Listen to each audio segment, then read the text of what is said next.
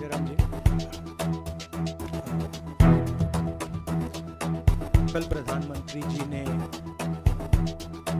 Parliament में 2 घंटे, शायद 2 घंटे 13 मिनट, 2 घंटे 13 मिनट भाषण किया। उसमें अंत में 2 मिनट उन्होंने मणिपुर की बात की।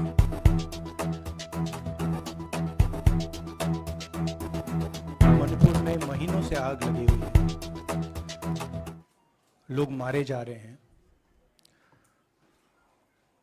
बलात्कार हो रहा है, बच्चों को मारा जा रहा है। और अगर आपने देखा होगा कल, तो प्रधानमंत्री हंस हंस के बोल रहे थे, मुस्कुरा रहे थे, जोक्स क्रैक कर रहे थे, हंस रहे थे। ये उनको शोभा नहीं देता है। हिंदुस्तान का प्रधानमंत्री, अगर इस देश में हिंसा हो रही है, दर्द हो रहा है, हिंदुस्तान के प्रधानमंत्री को 2 घंटे मजाक नहीं उड़ाना चाहिए। विषय कांग्रेस नहीं था, विषय मैं नहीं था, विषय मणिपुर है। मणिपुर में क्या हो रहा है और उसको एकदम क्यों नहीं रोका जा रहा है, ये विषय है। मैं आपको अपना एक्सपीरियंस देता हूं, जो मैंने शायद अभी तक बोला नहीं, शायद पहले बोल देना था। मैं अब तकरीबन 19 साल से राजनीति में हूं और मैं हर स्टेट में गया हूं। बाढ़ आए, तूफान आए, सुनामी आई थी, हिंसा होती है, हम जाते हैं। 19 साल के एक्सपीरियंस में जो मैंने मणिपुर में देखा और सुना, वो मैंने कभी पहले नहीं सुना था। मैंने पार्लियामेंट में बोला कि प्रधानमंत्री जी ने, अमित शाह जी ने भारत माता की हत्या की है, मणिपुर में भारत को खत्म कर दिया है। मैंने ऐसे नहीं बोला था, ये खोखले शब्द नहीं है। मैं आपको समझाता हूं मैंने ये बात बोली क्यों। जब हम मणिपुर पहुंचे, हम लैंड किए, हमें मणिपुर में दौरा करना था। जब हम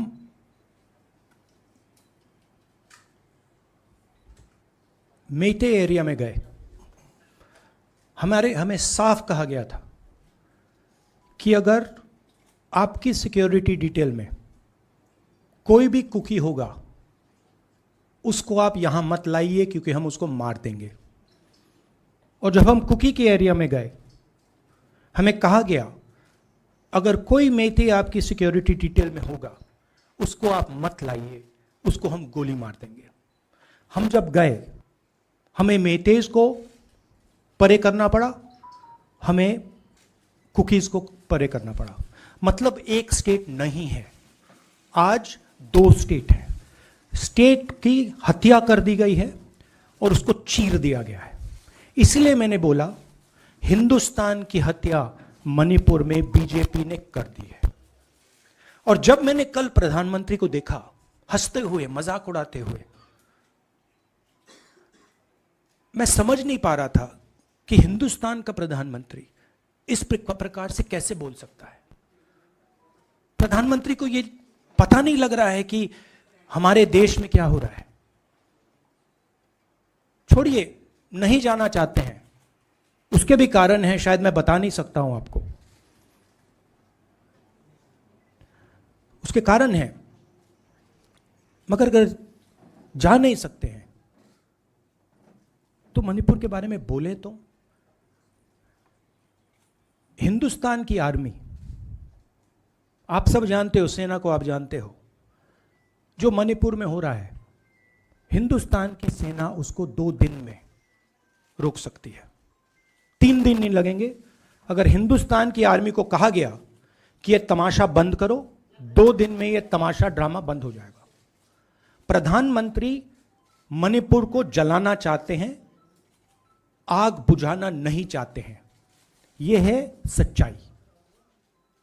अब आप अपने सवाल पूछिए। Would you like me to say it in English? I watched the Prime Minister of India yesterday speaking for 2 hours, laughing, joking, लगाing naras in the parliament. The Prime Minister would say one line and the entire BJP would shout another nara.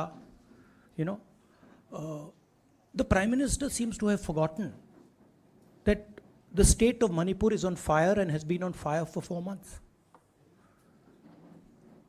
Women and children are dying over there. People are being murdered. Women are being molested, are being raped. And the Prime Minister of India is sitting in the middle of the parliament, shamelessly laughing. This is not about Rahul Gandhi. This is not about the Congress party. This is not about the opposition. This is about India. It's about our country. A state has been decimated. It has been destroyed. It does not exist anymore. And it has happened because of the politics of the BJP.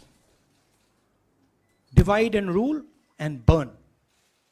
That is why in my speech I said, Bharat Mata has been murdered in Manipur. It's very interesting. For the first time, the words Bharat Mata have been expunged from the parliament. It's an insult to those words. Whatever I said that is wrong. I have said Bharat Mata, which is an idea, which is the idea of India, where everybody lives peacefully, harmoniously, with affection, has been killed in Manipur. It's a fact. So, the word itself now cannot be spoken by the people of India. We cannot say Bharat Mata in parliament.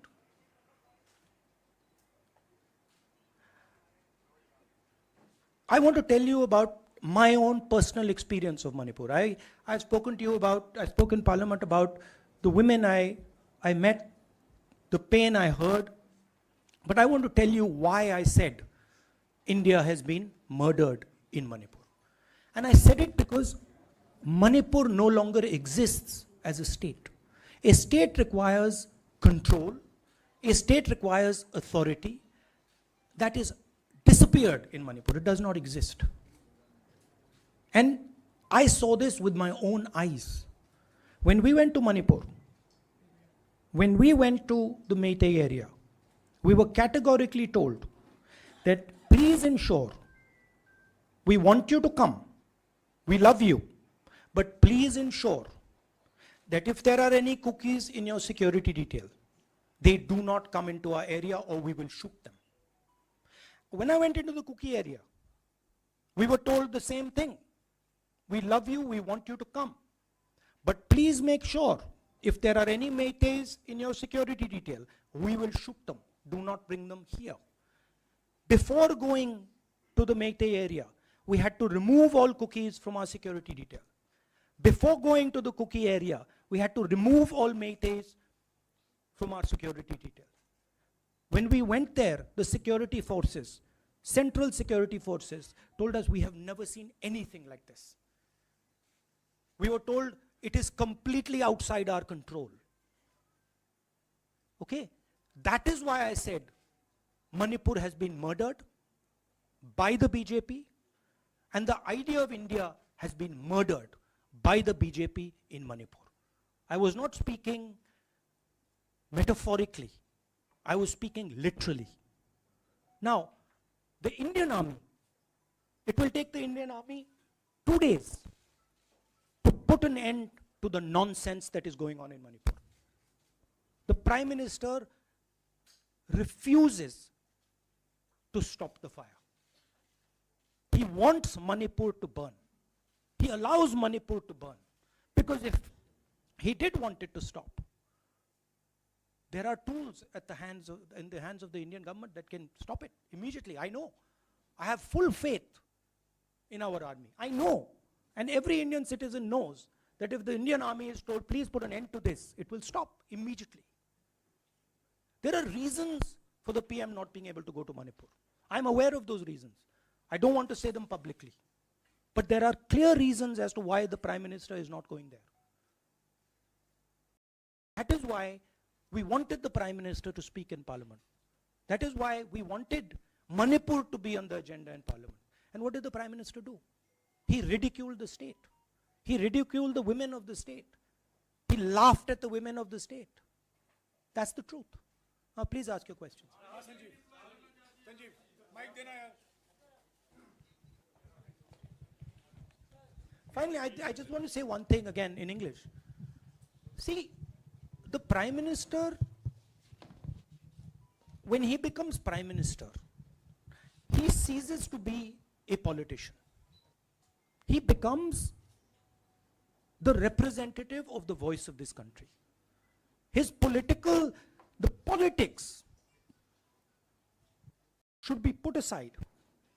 And the Prime Minister should speak not as a petty politician, as the leader of a political party, but the Prime Minister should speak with the weight of the Indian people behind him. And it's tragic to watch Mr. Narendra Modi. It's sad, because the Prime Minister does not understand what he actually is. He is our representative. He's my representative. He's all our representative. And watching the Prime Minister spend 2 hours talking about the Congress, talking about the opposition, making ridiculous remarks about the name, this really does not do justice to an Indian Prime Minister. I've seen Prime Ministers from the Congress party, I've seen Prime Ministers from the BJP, I've seen Mr. Vajpayee, I've seen Mr. Dev Gowda. None of them have ever done this.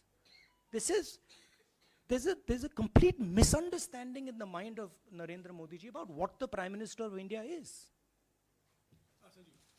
Rahul ji, you wanted the Prime Minister to speak in Parliament, and now that he's spoken, and you've said that he wants Manipur to continue to burn. So what is the Congress Party's next step to retrieve Manipur and save it? The only conclusion I can draw, because the Prime Minister has tools in his hand that can stamp out the fire in Manipur certainly within 3 or 4 days. But for some reason, he's refusing to use those tools. Right? The Prime Minister could at least go to Manipur, talk to the communities, and say, I'm your Prime Minister. Let's start talking. It will be taken seriously. So I don't see any intention. Rahul ji कल ये भी प्रधानमंत्री ने अपने भाषण में कहा कि 2018 में ये लेके आए थे, 2023 में विश्वास प्रस्ताव लेके आए और 2023 में भी लाएंगे। तो एक तरीके से उन्होंने साफ तौर पर ये कह दिया कि मैं तो हमारी सरकार अगली बार भी बन रही है। एक पॉलिटिकल बात भी उन्होंने कही। तो आप उनके पूरे भाषण को आप ये कह रहे हैं कि पॉलिटिकल भाषण ज़्यादा था, मणिपुर पे बात बहुत कम थी, तो इसको कैसे देखते हैं? नहीं, भाषण हिंदुस्तान के बारे में नहीं था, भाषण नरेंद्र मोदी जी के बारे में था। अपनी राय, अपनी राजनीति, अपने एम्बिशंस वो आपको दे रहे थे। सवाल ये नहीं है कि नरेंद्र मोदी जी 24 में प्रधानमंत्री बनेंगे या नहीं। सवाल ये है कि मणिपुर जल रहा है, महिलाओं का बलात्कार हो रहा है, लोग मारे जा रहे हैं। सवाल ये है, अगर ये प्रधानमंत्री कहना चाहते हैं तो ये पब्लिक मीटिंग में कहें। मजाक बनाना चाहते हैं तो जब मणिपुर नहीं चल रहा है तो करें। बट प्रधानमंत्री को ये समझ आनी चाहिए, बात समझ आनी चाहिए कि पार्लियामेंट में जो चर्चा हो रही थी वो उनके बारे में नहीं थी, वो मणिपुर के बारे में थी। सर नमस्कार। कल प्रधानमंत्री ने बार बार कांग्रेस का नाम लिया और ये आरोप लगाया कि नॉर्थ ईस्ट और मणिपुर की सारी समस्याओं में कांग्रेस जिम्मेदार। आप क्या जवाब देंगे? नहीं, अभी मैंने बोला ना, वही तो जवाब है। मुझे प्रधानमंत्री को जवाब देने की जरूरत नहीं है। मैं सिर्फ ये कह रहा हूं कि एक स्टेट की हत्या की गई है, भारत माता की हत्या कर दी गई है मणिपुर में। भारत माता की हत्या मणिपुर में कर दी गई और प्रधानमंत्री लोकसभा में मजाक उड़ा रहे हैं, हंस रहे हैं, नारे लगवा रहे हैं। मुझे क्या जवाब देने की जरूरत है?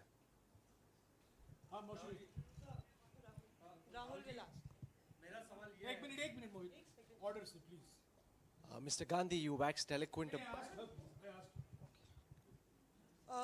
राहुल, आपने बोला कि प्रधानमंत्री ने बोला सदन में कि गृह मंत्री अमित शाह ने विस्तार से जवाब दे दिया। अमित शाह साहब ये कहते हैं कि मणिपुर के सीएम को हटाने की जरूरत इसलिए नहीं है क्योंकि उन्होंने हमारी पूरी बात सुनी और वो कभी भी कोई हमने डीजीपी चेंज किया, डीजीपी चेंज कर दिया, उन्होंने जो भी प्रशासनिक व्यवस्था हम चेंज करना चाहते थे, इसलिए मणिपुर सीएम को हटाने की मणिपुर कोई जरूरत सीएम, नहीं। जब मैं मणिपुर गया, मणिपुर सीएम ने जो मणिपुर में हजारों वेपन्स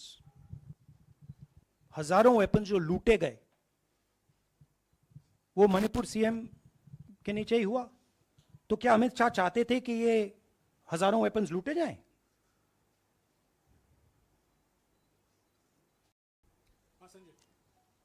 राहुल जी, जो हिंसा चल रही है, क्या अमित शाह चाहते हैं कि हिंसा चलती जाए? चीफ मिनिस्टर उसको रोक नहीं पा रहा है।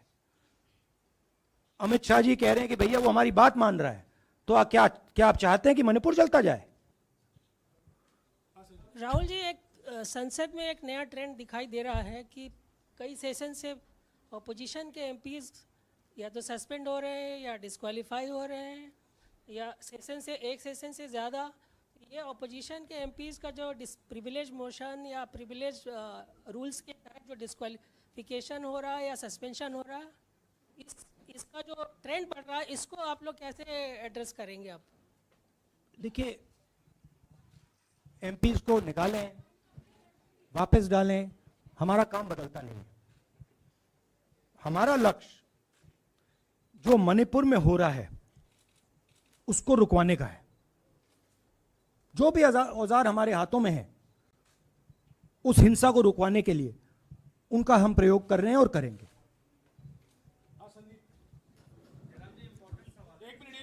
Yeah, Mr. Gandhi, you talked about using the army, deploying the army to control violence. You spoke that in Parliament. You've repeated here. But the BJP has criticized you and even previous Congress governments, saying that we want to solve the issue through dialogue. And they've criticized that in the 60s, in 64, the Mizo National Famine Front was bombed by the Indian Army, by the Indian Air Force.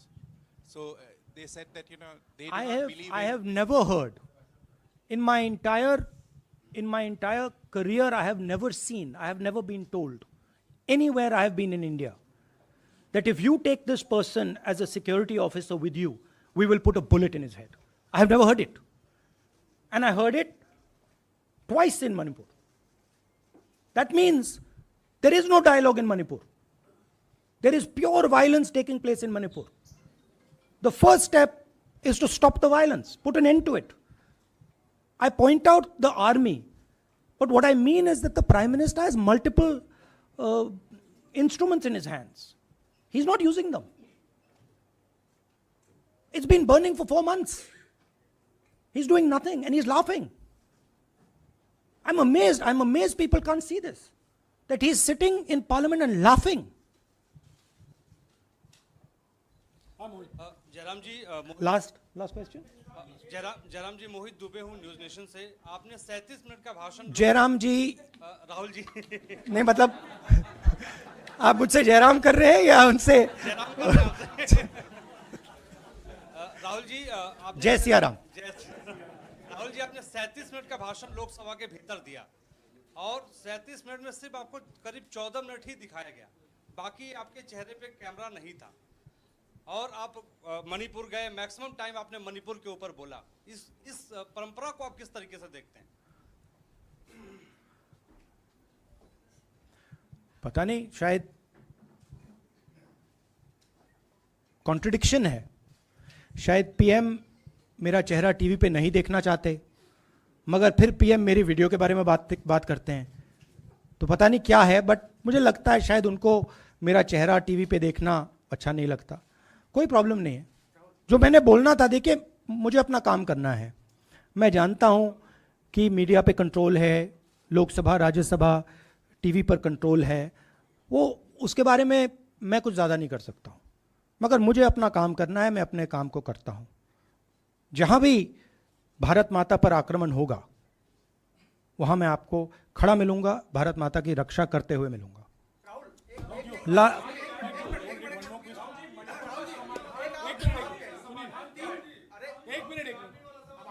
हाँ, Okay, last question, brother. So the Supreme Court has already said what it has in terms of a constitutional breakdown, as well as now, you know, you are asking for the army. Do you believe that Article 356 is the only way out? Or I'm not asking for anything. Please don't misunderstand. It is not my place to decide which tool the Prime Minister can use, which instrument he should use. I am pointing out that there are multiple instruments that the Prime Minister has at his disposal, and he is not using a single one. I'm pointing out that Manipur has been burning now for 4 months, and the Prime Minister is in a very good mood. He's sitting in Parliament, he's laughing, he's joking, his entire cabinet is in giggles. This to me seems completely insane. This has got to stop. India is burning in Manipur. The idea of India has been destroyed in Manipur. Let's rebuild it quickly. Thank you.